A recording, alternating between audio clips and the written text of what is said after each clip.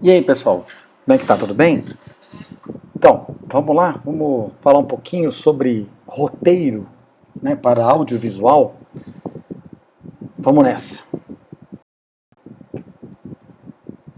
Bom, roteiro, né? A gente vai falar hoje sobre um pouquinho sobre roteiro, sobre até a gente chegar no roteiro, até a gente passar, vindo primeiro da ideia, depois passando pela como que tem que ser essa ideia, essa construção, passando por algumas outras coisas, até a gente chegar na parte que nos interessa bastante, que vai ser mais um pouquinho para frente sobre roteiro. Mas vamos lá, primeiro só um pouquinho sobre o que é um roteiro, o que é um roteiro. Bom, definição de roteiro. A roteiro é uma forma escrita de qualquer projeto audiovisual. Só que vamos lá, hoje em dia audiovisual não é somente é, é, é, produto, por exemplo, feito que é comercial de televisão, produto que é cinema, né? Não é só isso que é audiovisual, né? A gente também tem teatro, a gente tem também outros produtos, como por exemplo reportagem jornalística, já entra, tem roteirização, entra a teoria da roteirização, não é só você roteirizar, pensando só no jornalismo, você também pensa na construção do roteiro como uma história. Então tem uma série de outros produtos que se utilizam hoje dessa base de roteiro de audiovisual, que não apenas aí o teatro, o cinema, o vídeo, a televisão e o rádio que eu expus aqui para vocês. Mas, por exemplo, a gente tem hoje todo um mecanismo de internet, de histórias para internet, de contos, de storytelling, que acabam se utilizando da mesma estrutura de roteiro, tá? Desculpa. Bom, Seinfeld ele define o roteiro como uma história contada em imagens, diálogo e descrição dentro do contexto de uma estrutura dramática. Olha que interessante esse negócio. Então tem que ter uma estrutura dramática. Como que é feita essa estrutura, que é o que a gente vai ver agora. Tá? Então, como é que a gente faz uma estrutura? No que a gente tem que pensar para chegar numa estrutura ideal para roteiro? Tudo que eu falar aqui nessa aula hoje, vocês não podem pensar assim, puxa, mas ele está falando sobre a aquisição de um herói ou de uma heroína, então todos os meus roteiros precisam ter um herói ou uma heroína. Não, a gente tem que pensar, é como se fosse o personagem principal, ou o personagem da minha matéria jornalística, ou alguma coisa que seja remotamente semelhante a isso. Né? Então, é mais ou menos por aí. Então, a gente não pode tentar transpor exatamente o assunto, porque senão você não vai conseguir, sempre você vai ter uma repetição de história, justamente porque o roteiro ele tem uma estrutura base. Bom, para outros teóricos, o roteiro é simplesmente a elaboração de um argumento em que os elementos acrescentados são o diálogo, a descrição no drama e a narração no documental. Então, diálogo e descrição, quando eu tenho drama, quando eu tenho ficção, eu tenho uma dramatização, esse é o sentido, ou eu tenho uma narração quando eu falo de documentário, ou seja, no documental. Tudo bem? Então vamos lá. Tem uma outra, uma definição muito bacana do Doc Comparato, né, do livro que eu uso da criação roteiro, que eu gosto muito, que está no slide seguinte, e a gente vai ver agora. Então tá aqui, ó. Escrever um roteiro é muito mais do que escrever. Eu vou ler para vocês entenderem, porque ela é muito legal essa citação. É muito mais do que escrever. Em todo caso, é escrever de outra maneira, com olhares e com silêncios, com movimentos e imobilidades, com conjuntos incrivelmente complexos de imagens e de sons que podem possuir 1000 relações entre si, que podem ser nítidos ou ambíguos, violentos para uns e suave para outros, que podem impressionar a inteligência ou alcançar o inconsciente, que se entrelaçam, que se misturam entre si, que por vezes até se repudiam, que fazem surgir as coisas invisíveis. É muito bom, né? O romancista escreve, enquanto que o roteiro trama, narra e descreve. Então, algumas coisas interessantes aqui nessa frase do Doc Comparado, que é muito legal nessa citação enorme dele aqui, mas que são muito interessantes. Ó, escrever com olhares e com silêncios. O silêncio também fala muita coisa quando você está escrevendo um roteiro. Deixar bem claro quais são as partes em que se tem silêncio também são importantes, sabe? Movimentos ou imobilidades. Uma câmera móvel, uma câmera imóvel, uma câmera que não se mexe, também conta uma história. Não é só câmera nervosa, câmera em movimento, coisa acontecendo, né? A gente está vivendo todo um movimento hoje do audiovisual, né? Nunca foi tão fácil se fazer um audiovisual. Haja visto, por exemplo, os diversos professores que gravam videoaulas e que conseguem fazer essas coisas de uma maneira muito rápida e muito fácil, né? Então nunca foi tão fácil fazer isso, nós já falamos isso em outras aulas, mas eu acho importante que a gente perceba que está sim na habilidade de contar a história a verdadeira arte de se escrever, porque não é gravar que vai ser difícil, vai ser criar essa história, vai ser ter a ideia. Então, primeira coisa, qual é a sua ideia? Ela vale a pena ser gravada? Você sabe exatamente o que você quer gravar? Você estudou suficientemente o assunto que você quer gravar para poder gerar uma ideia? E essa é uma das coisas que também se erra bastante. Antes de você escrever sobre qualquer coisa, ou antes de você ter uma ideia sobre qualquer coisa, é preciso estudar bastante o assunto. Então não adianta você querer tirar uma ideia que vem a partir do nada.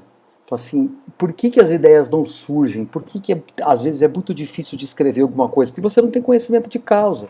Então, se você pensar na coisa que você mais conhece na sua vida, qual é o assunto que você mais conhece na vida? E eu pedir para você escrever um roteiro sobre isso, vai ser muito mais fácil. Por quê? Porque você conhece muito bem o assunto. Daí eu te peço para você escrever sobre o coronavírus há 2, 3 meses atrás, ou há 6 meses atrás eu peço para você escrever sobre coronavírus, você não sabia nada sobre isso, como é que você vai escrever um roteiro sobre isso? Vai ser muito mais difícil. Então uma ideia, ela não pode ser simplesmente vinda do nada. Eu vou sentar aqui e vou ter 1000 ideias. Não. Ideia vem de trabalho duro. Ideia vem de hard work. Ideia vem de você estudar sobre o assunto. De você ir lá e aprender tudo quanto for possível sobre o assunto. Porque daí a ideia vai vir muito mais fácil. Né? E não é só isso. A ideia tem que ter gancho. Ideia tem que ter autoconceito.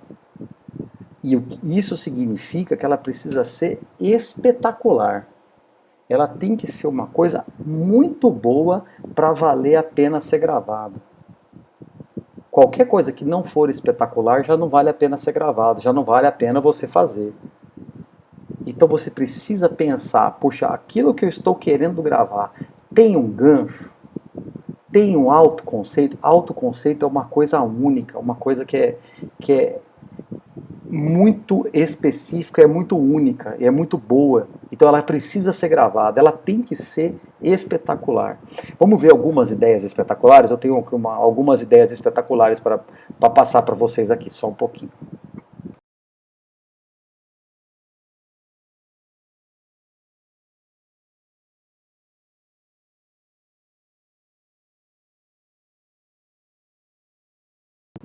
Algumas ideias espetaculares, né?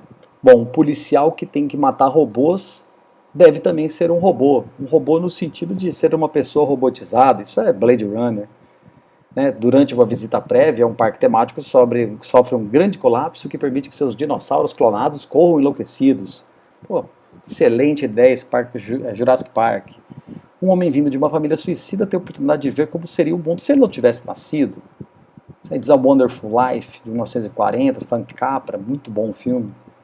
Um cara que vive reclamando de Deus recebe poderes divinos para ensiná-lo o quanto é difícil administrar o mundo. Isso é todo poderoso, uma excelente comédia, um excelente filme, muito bom. Depois que uma cidade do Alasca é mergulhada em escuridão por um mês, é atacada por uma gangue de vampiros sedenta de sangue. Isso é 30 dias de noite. Bom filme também, vale a pena. O 1, tá? Porque o 2 é uma porcaria.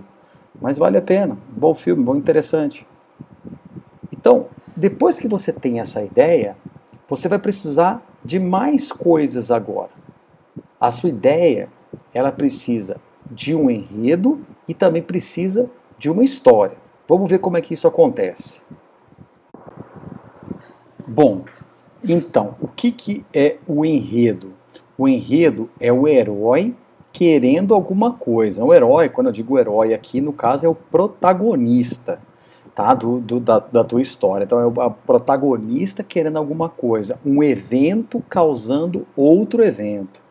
E a história é quando o protagonista está precisando de alguma coisa. Já já a gente vai ver a diferença entre essas duas coisas, tá? Entre querer e precisar. Então, uma história é o herói precisando de alguma coisa e esse precisar de alguma coisa vai revelar o caráter do herói. O herói querendo alguma coisa, que é o enredo, acontece um evento que vai levando a outro evento, que vai levando a outro evento, porque ele está querendo alguma coisa. Ah, o meu herói ou o meu protagonista, ele quer derrotar um arquirrival, um super vilão. Ah, então tudo bem. Então ele para isso é o que ele quer. Mas e aí vão acontecendo eventos que levam a outros eventos, que levam a outros eventos, até acontecer o fim do filme. Mas dentro desse enredo tem uma história acontecendo, e nessa história que está acontecendo é o herói precisando de alguma coisa. E para como ele vai derrotar o arqui-inimigo? Ele precisa de tal coisa. Então, essa coisa que ele precisa vai revelar um pouco do caráter do herói. A sua história, ela tem que ser tão boa a ponto de você contar ela em poucas linhas. A gente já viu isso. Isso aqui é basicamente o storyline. Então, como todo processo criativo, o trabalho sempre fica reduzido a um esboço. Acontece que talvez você não tenha outra oportunidade de contar a sua história a não ser através do storyline, a não ser através de um resumo bem pequenininho que você vai ter a oportunidade de falar para alguém. Então, de repente, você vai falar para o seu chefe que você tem uma matéria muito bacana que você quer fazer, você vai ter que contar ela através do storyline. Você vai ter um comercial, uma ideia muito boa para um comercial, vai contar através do storyline, porque talvez você não tenha o tempo necessário ou nem exista o tempo para você desenvolver inteiro esse roteiro que você precisa desenvolver para daí você mostrar para alguém, porque talvez isso seja até perda de tempo ou um esforço desnecessário. Então você começa imaginando a história que você quer contar, começa imaginando aquilo que você quer falar, tendo como ponto de partida essa storyline inicial, é essa condensação de um conflito básico que você faz através de palavras. Por isso que você tem que escolher muito bem as palavras do storyline, porque você pode não ter essa outra oportunidade que eu falei. Você escolhe para transmitir o máximo de informação do menor espaço possível. Tem vários formatos de storyline, ok? Aqui embaixo tem dois exemplos, são duas estruturas sugeridas aqui embaixo. Tem essas duas aqui. Quando acontece alguma coisa, aí é uma descrição do protagonista, vai ter, e aí o objetivo do que você quer que o protagonista faça. Ou então, alguém, que é o herói, quer algo, que é o objetivo, mas é impedido por alguma outra coisa, que é o adversário.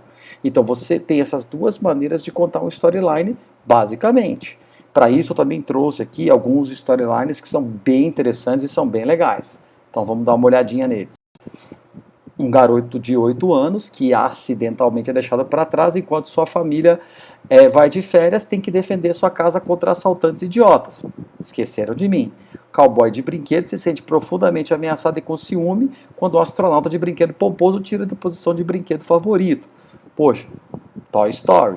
Um homem do tempo encontra-se vivendo no mesmo dia, o mesmo dia repetidamente. Feitiço do Tempo, um ótimo filme com Bill Murray, um clássico da década de 80. Um homem jovem e ingênuo combate a autoridade sem coração para proteger a vida de sua namorada quando é revelado que ela não é humana, ela é uma sereia. Também um clássico da década de 80 que chama Splash, né, com Tom Hanks estrelando e a Daryl Hannah. Então, isso são storylines bem contados, bem bons. Né? Você consegue entender o filme inteiro através de uma única frase. Através de uma frase pequena, através de uma frase condensada. Se você consegue contar o seu filme assim, provavelmente ele é uma boa ideia. Ok? Então vamos lá. E se você ainda for além disso e conseguir descrever sua ideia, como por exemplo, alguma coisa que encontra outra coisa, né? Ou seja, X encontra Y, você descreve através de duas coisas que as pessoas já conhecem, ou de dois filmes que as pessoas já conhecem, ou de duas outras coisas da cultura que as pessoas já conhecem. Então esse vai dar o tom do seu filme. As pessoas, quem é a pessoa que é responsável por dizer se está bom ou se está ruim, ou se você pode seguir ou não pode seguir com aquela ideia, através desse X encontra Y, talvez ela consiga entender o que você está falando. Então, como você já disse num storyline basicamente qual é a sua ideia, você pode complementar dizendo assim, olha, baseado nesse meu storyline aqui, é mais ou menos como se X encontrasse Y. Né? Tô querendo fazer um filme aqui sobre um cara que chega num planeta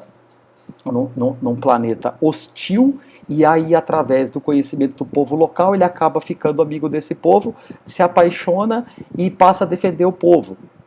Pô, que legal, bacana. E como é que vai ser esse filme? Ah, vai ser mais ou menos como Pocahontas no espaço, que é uma tradução muito boa do Avatar. Avatar é uma tradução muito boa. Lógico, o Avatar é todo feito em computação gráfica, tem uma série de coisas interessantes, o negócio é super legal, mas o que, que acontece? Basicamente ele tem a mesma história do Pocahontas, é Pocahontas no espaço, é Pocahontas visto sob uma ótica cheia de tecnologia, se passa no espaço, tem uma série de coisas interessantes, mas é basicamente Pocahontas no espaço. Vamos ver outras colisões interessantes para a gente entender um pouquinho mais de como contar e complementar uma ideia. Né? Então a gente já falou lá sobre esses storylines, aí depois você vai, pô, vou ajudar meu storyline. Então X encontra Y, aqui no caso é Pocahontas no espaço. Aí a gente vai ter o próximo. Bruxa de Blair encontra Godzilla. Pô, Cloverfield, né? Tem um super monstrão querendo destruir tudo, que é esse monstro do Cloverfield, filmado como se fosse Bruxa de Blair. Então, é por isso que é Bruxa de Blair encontra encontra Godzilla, que aí forma o Cloverfield. Da mesma maneira que Rei Leão não é uma animação de ação e uma animação simples. Ela é uma animação cheia de problemas, de tomadas de decisão, cheia de dúvidas sobre qual é o seu papel no mundo, ou sobre a maneira como você deveria agir em determinadas situações, sobre a aceitação do ser quem você deveria ser. Então isso é mais ou menos Hamlet com leões. Então é muito interessante que você perceba isso sobre essa animação em si. Ou então você vai ter alguma coisa um pouco mais simples, como por exemplo o Tubarão, mas com outras criaturas. Tubarão é basicamente um filme em que eu tenho uma criatura que é inimiga de uma série de pessoas. E isso é o filme do Tubarão. Todo mundo querendo destruir um tubarão. Então, o que precisa ser feito para destruir o tubarão? Aí lá no Tubarão tem o desenrolar do filme. Mas no Alien o que é? Todo mundo contra uma criatura. No Jurassic Park o que é? Todo mundo contra uma criatura. O Anaconda o que é? Todo mundo contra uma criatura. Então é o tubarão com outras criaturas. Então a base do filme é mais ou menos a mesma. Então você vai, na hora de descrever a ideia, você poderia ter usado isso. Falou, olha, eu tô querendo fazer mais ou menos um tubarão, só que tipo com dinossauros. Só que eles vão estar todos presos num parque. Em vez de estar todo mundo no alto mar, vai estar todo mundo preso dentro de um parque. Na hora as pessoas vão entender o que você está querendo dizer. Então, porque você tem a habilidade de contar uma ideia melhor. E se você ainda conseguir contar com apenas uma palavra, então você vai ter o tema. Assim, poxa, então o meu filme vai ser, esse aqui é o meu storyline, ele é mais ou menos X encontra Y, e ele é todo sobre alguma coisa. Essa uma coisa, essa uma palavra, se você conseguir contar a ideia com uma palavra, é o seu tema. Como, por exemplo, o Moby Dick. O Moby Dick, em uma única palavra, é um filme sobre, pensa aí, vingança. O seriado Sopranos é basicamente sobre família. Tudo bem que a família, né, tem as suas distorções, mas é um filme sobre família.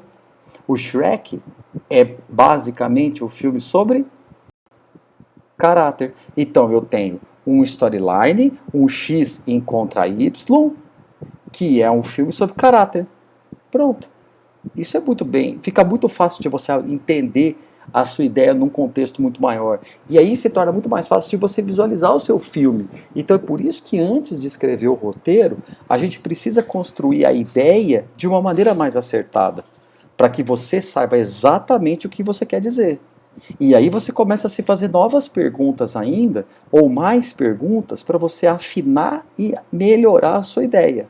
Então todas essas coisas, por exemplo, eu vou querer ver em roteiros futuros.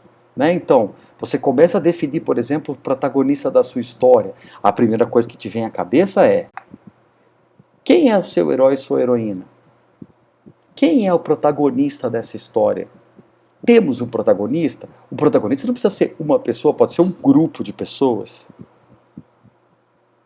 Temos um protagonista ou uma protagonista? Então nós precisamos saber quem é. E aí, a partir desta pergunta de quem é o protagonista, o herói ou a heroína, e lembrando que herói e heroína aqui, nós não estamos falando de super-herói e nem de super-heroína, nós estamos falando de protagonistas. Por exemplo, no Todo-Poderoso, nós não temos um super-herói, nós temos um protagonista. Né? Naquele filme do Feitiço do Tempo, nós não temos um super-herói, nós temos um protagonista. Então, ali naquele caso, ele é o herói, mas é o herói no sentido de protagonista, e não no sentido de super-herói com superpoderes, né? Por favor. Bom, então nós definimos aqui quem é seu herói ou heroína. Próximo passo. Você tem uma ideia e você sabe quem é o seu herói e sua heroína? Legal. Então o que ele quer e o que ele precisa? Ou o que ela quer e o que ela precisa? E isso tem uma diferença muito grande, porque o que ela quer é uma coisa, mas o que ela precisa para chegar onde ela quer é outra coisa. Por quê? Querer é externo e precisar é interno. Querer é alguma coisa que eu quero para fora, mas o precisar é uma coisa que eu preciso para mim, internamente.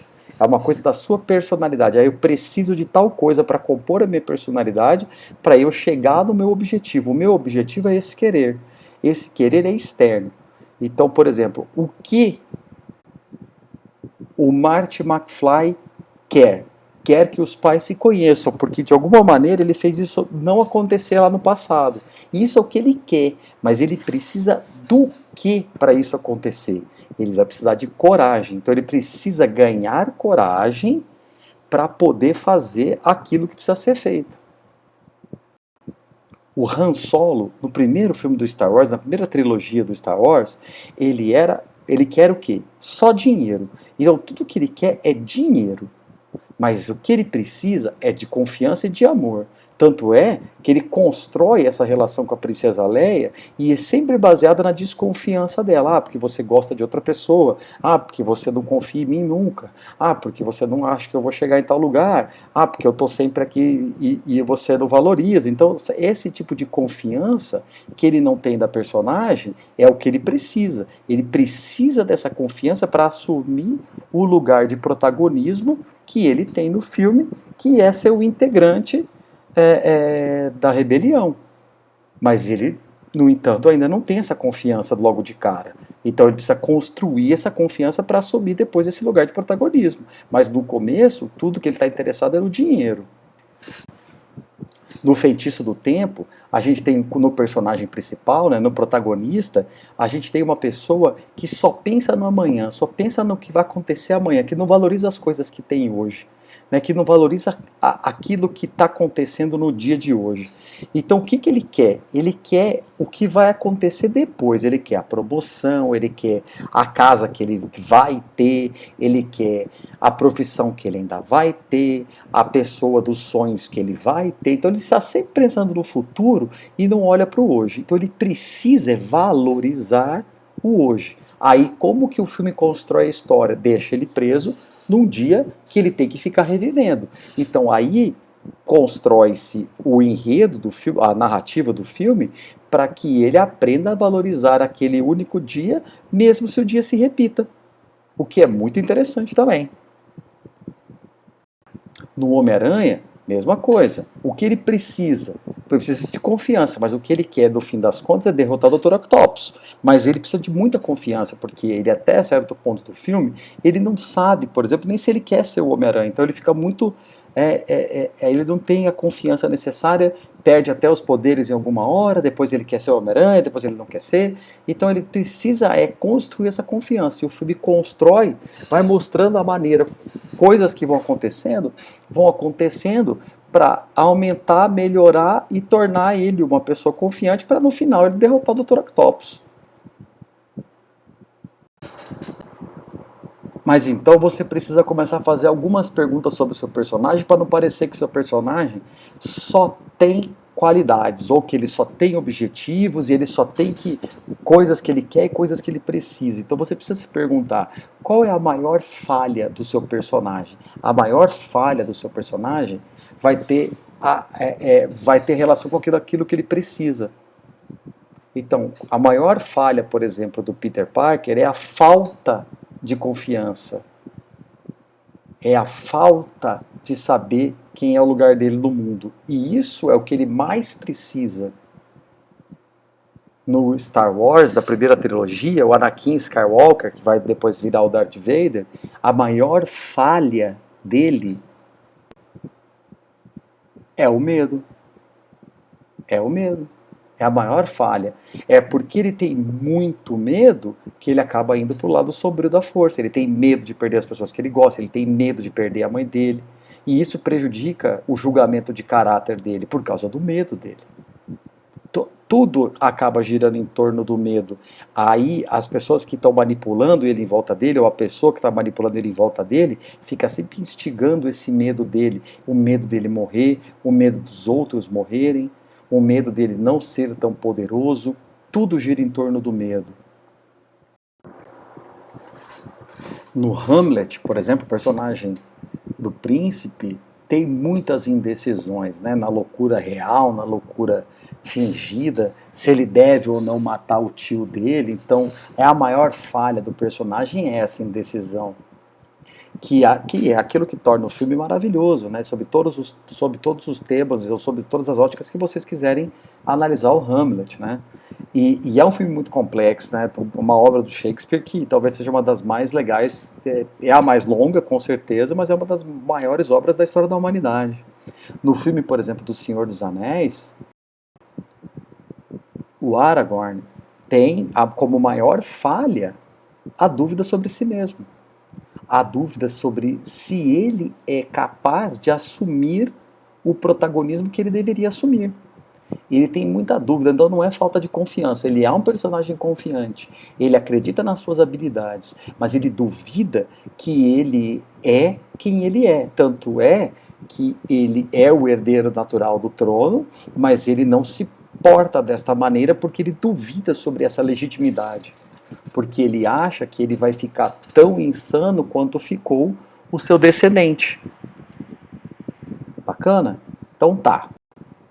Você tem, então, um herói ou uma heroína.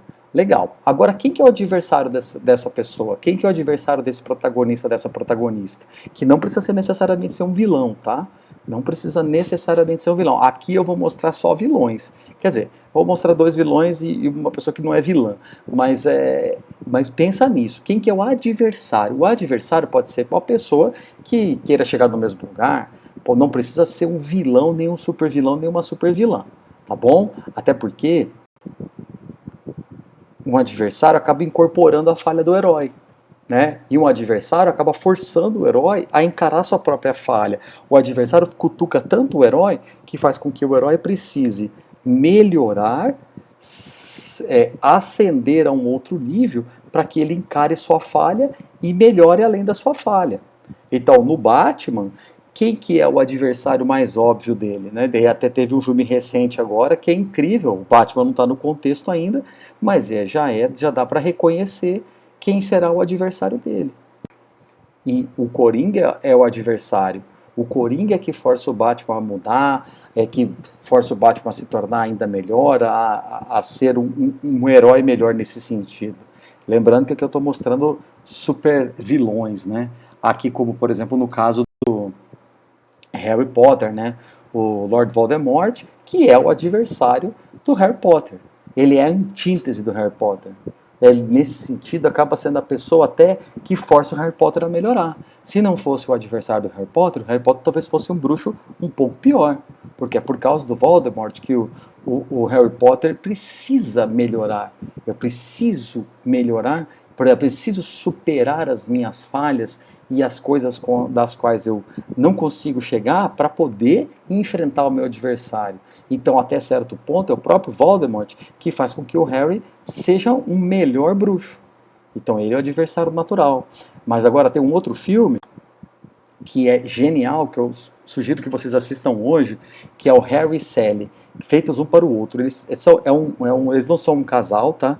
Eles são dois amigos, e no começo eles se odeiam, mas eles são como se fossem adversários no filme. Eles não são adversários, eles se odeiam logo no comecinho, mas depois eles viram muito amigos, né? Até depois eles descobrirem que na verdade eles são muito mais do que amigos, e essa é a história do filme. Mas o filme é muito bem construído para que a personagem da Sally, a personagem que é a Sally, seja uma adversária do personagem do Harry. Então, eles têm muitos embates ideológicos com posições contrárias sobre diversos assuntos. E é nesses assuntos contrários e é nessa adversidade que os personagens vão se conhecendo, que os personagens vão se modificando e eles vão se entendendo e eles vão buscando se entender. Então, nem sempre é um super vilão, é uma pessoa que é tão protagonista quanto o personagem principal. Nesse caso, eu tenho dois personagens principais e os dois são adversários uns dos outros. Então isso é muito interessante, é muito legal. Mas eu posso ter um adversário que não é uma pessoa. Então, nesse filme, por exemplo, o adversário não é uma pessoa, né? Não o adversário são essas forças da natureza. Aí aqui, que chama Mar em Fúria, né? No filme que Mar em Fúria, que é com o protagonista o George Clooney, né? Tem a Mary Elizabeth Mastrantonio, tem o Mark Wahlberg e outros atores interessantes. Enfim, o adversário dele aqui são essas forças da natureza, é essa tempestade do século que acaba formando um mar muito bravo que se coloca no caminho entre ele e o que ele quer atingir como objetivo. Então é o adversário dele, e aí mostra como no filme ele tenta transpor o adversário. Né? Vamos lá. Bom, os roteiros, então aqui eu mostrei só exemplos para vocês de filmes, mas existem inúmeras possibilidades de roteiros.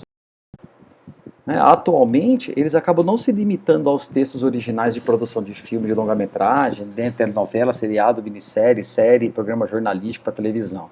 Tem muitas outras coisas que você tem que escrever roteiro de audiovisual e roteiros que são baseados nessas estruturas que eu acabei de falar para vocês. Na ideia, tá? Que estamos falando sobre a ideia. Então a gente tem programa educativo, curta-metragem, filme institucional, filme publicitário, videoclipe, animação, programa esportivo, reconstituição de fatos para programa jornalístico, você tem que ter alguma dramaticidade, então você tem que saber escrever, ter ideias e estruturar a sua ideia mais ou menos dessa maneira. Quadrinho, programa de rádio, espetáculo infantil, show. Show, quando ele tem tema, quando ele é temático, ele é construído sob uma ótica de roteiro. Então o que acontece no começo? Tem aqui essas 3, 4 músicas que contam essa história do começo, depois eu tenho essas 3, 4 músicas que contam esse meio aqui, e agora eu vou terminar com essas 4, 5 músicas aqui para dar o gancho final do meu show. Espetáculo é assim, show musical também é assim. Bom, roteiro para internet, para mídias móveis, claro que tem que ter essa roteirização, essa estrutura.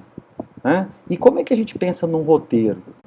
Ele tem que ter, um roteiro tem que ter 3 aspectos fundamentais: logos, patos e ethos. Essas são palavras apenas para vocês entenderem a estrutura de um roteiro. O logos é a ferramenta que dá a forma ao roteiro e estrutura ele. O que é o logos? Logos é a maneira como você escreve o roteiro. É a palavra, o discurso, a organização verbal. É a lógica que você consegue atingir no material dramático. Então a maneira como você escreve é o logos. A história deste roteiro, a história deste roteiro, que provoca identificação, dor, tristeza, felicidade, enfim, é o patos. Patos é o drama, a porção dramática que é para ativar a ação. É essa projeção da vida, o conflito que acaba trazendo um monte de acontecimentos. Então, esse drama, essa dramatização, tudo aquilo que acontece durante a história tem que afetar os personagens. Eles têm que reagir às coisas que acontecem, e alguns personagens que começam heróis acabam se tornando vítimas ou acabam se tornando vilões. Inclusive, acaba sendo motivo até de divertimento numa comédia, determinada mudança de personagem para uma coisa e para outra. Esse é o patos. E por último, a mensagem tem que ter uma intenção. Essa intenção é o ethos. Porque é inútil você tentar fugir à sua responsabilidade de não ter nada para dizer. Não, você tem alguma coisa para dizer. tudo é escrito para produzir uma influência, mesmo que isso seja só para divertir. E isso é o ethos, é a ética, a moral, o significado. Sabe quais são as implicações dessa sua história? Implicações sociais, políticas, existenciais, enfim, que você de entretenimento não interessa. Então, todo roteiro tem isso, tem o logos, tem o pathos e tem o ethos. Basicamente, nós temos dois tipos de roteiros. Aqueles que são ideias originais, aqueles que são roteiros originais e aqueles que são roteiros adaptados. A adaptação, é claro, é uma transcrição de uma linguagem que você está alterando o suporte para contar a história.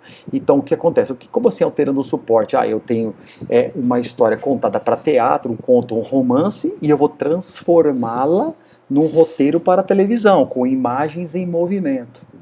Não, eu tenho aqui uma história em quadrinhos e eu vou transformá-la num filme. Então, ela era de um suporte e ela vira outro suporte. Ok? Bom, a maioria dos filmes e muitas histórias, elas têm 3 atos. Ele tem 3 atos e são os atos que vocês já viram e estão cansados de ver nas redações que vocês escrevem. Tem a introdução, tem o desenvolvimento e tem a conclusão, tá? Primeiro, segundo e terceiro ato. Beleza? Cada ato é feito de sequências. Então eu tenho a sequência. Dentro do primeiro ato eu tenho o S-sequência, tem o S-sequência, tem o S-sequência, tem o S-sequência. Aí no segundo ato eu tenho lá mais, 5 sequências. Que são uma sequência de acontecimentos que levam até finalizar o primeiro ato, ou o segundo ou o terceiro. Então, se você pensar, por exemplo, num filme qualquer, tem umas sequências iniciais que levam a fazer, a reunião dos personagens todos no mesmo lugar. E aí, depois dessa reunião, então, ok, agora os personagens estão reunidos todos nesse mesmo lugar. Para reuni-los aqui, eu tive que ir atrás do personagem 1, 2, 3, 4, 5. Então, agora que eles estão reunidos aqui, eu posso começar o segundo ato. O segundo ato é o desenvolvimento disso, e para isso eu vou ter novas sequências. Cada sequência é feita de cenas. E cada cena é feita de eventos que têm planos. Os planos são a maneira prática como você conta a história. Então, basicamente, o que acontece é isso aqui, ó. Eu tenho o filme em 3 atos, com várias sequências, com muitas cenas e uma enormidade de eventos. Tá bom? Tá quase acabando, tá, gente? Espera que tá quase acabando. Então, vamos lá. Uma sequência é a unidade maior do roteiro literário, definida por uma série de cenas encadeadas ou agrupadas por uma ideia comum ou um bloco de cenas. É uma série de cenas ligadas por uma única ideia. Por que eu não tenho os atos aqui? Porque o ato é uma questão de várias sequências que acabam compondo o ato. Então eu não preciso delimitar no roteiro ato 1, ato 2, ato 3, mas eu preciso delimitar a sequência. Essa aqui é a sequência da mansão. Aí dentro da mansão ocorrem muitas cenas que são encadeadas e agrupadas por uma série de coisas que acontecem lá dentro. Então é a sequência dos acontecimentos na mansão. Aí depois que sai da mansão vai para a cidade. Então é a sequência do que acontece na cidade. Por que eu preciso ter isso no roteiro? Porque facilita para quem vai fazer a produção saber tudo o que vai acontecer em determinado momento, em determinado local também. É mais um motivo. Então tem uma unidade maior do roteiro. Então, sequência da tomada, sequência da batalha espacial. Pronto, sequência da batalha espacial 1. Aí você sabe que nós estamos falando tudo da mesma coisa. Então essa é a sequência. Então é a unidade maior do roteiro, definida então como uma série de cenas encadeadas ou agrupadas por uma ideia comum. Um blocão de cenas, ok? Uma série de cenas ligadas por uma única ideia. Joia? Então vamos lá. Cena é uma ação em tempo contínuo. A atuação de atores no mesmo espaço e tempo. A cena é composta pela descrição de planos e os diálogos dos personagens. Ok? A cena é composta pela descrição dos planos e os diálogos dos personagens. Então, atenção. Nós temos aqui a cena do diálogo entre fulano e ciclano. Essa é a cena como um todo. Esta cena do diálogo do fulano e ciclano pertence à sequência da mansão. Mas não temos só esta cena desse diálogo. Dentro da mansão nós temos a cena também que as pessoas entram no carro, nós também temos a cena na cozinha, nós também temos a cena não sei aonde, e por aí vai. Então a cena do diálogo está aqui.